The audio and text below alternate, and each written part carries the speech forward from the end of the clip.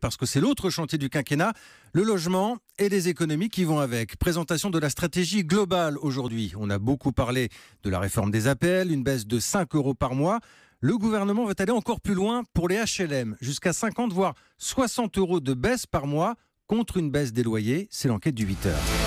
Bonjour Carole Ferry. Bonjour. Donc ça c'est sur le papier. Pour les locataires HLM, on comprend qu'il y aura une sorte d'équilibre entre la baisse des aides et donc la baisse des loyers. Est-ce que tout le monde est bien d'accord ce matin ? Pas du tout, Jean-Philippe. Les organismes HLM sont même totalement contre. D'abord, ils trouvent injuste que l'effort pèse uniquement sur le logement social, alors que c'est dans le privé que les APL sont accusés de faire grimper les prix. Et puis, disent-ils, si on baisse le loyer des bénéficiaires des APL, est-ce qu'il faut aussi baisser les loyers de ceux qui ne touchent pas les APL ? Et c'est quand même près d'un locataire HLM sur deux. Alors, Carole, admettons, le gouvernement va jusqu'au bout de sa logique. Est-ce que les HLM ont malgré tout les moyens de faire cet effort ? Sur le papier, oui. Ils ont sur leur compte en banque entre 7 et 11 milliards d'euros de réserve. Ah oui. Sauf que derrière, vous avez plus de 700 organismes sociaux en France. Presque autant de situations financières différentes. Alors, si on caricature, vous avez d'un côté l'organisme de Puteaux qui ne sait plus quoi faire de son argent. Et de l'autre, l'office de Sarrebourg en Moselle qui est au bord de la faillite.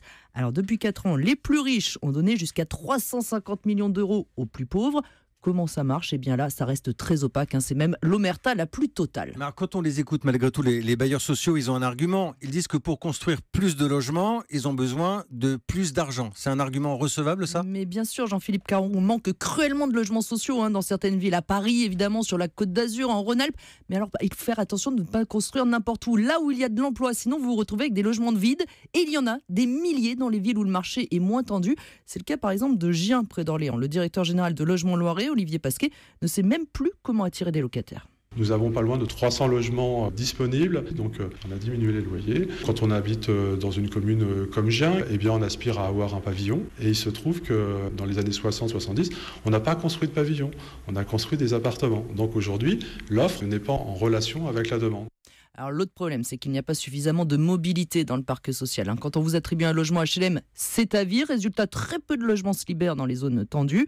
Alors le groupe Logérie a même proposé de payer leur déménagement à des retraités qui accepteraient de quitter la région parisienne pour s'installer en Normandie, par exemple. Mais ça n'est pas si simple. Les gens sont souvent très attachés, bien sûr, à leur environnement. Évidemment, c'était l'enquête du 8h.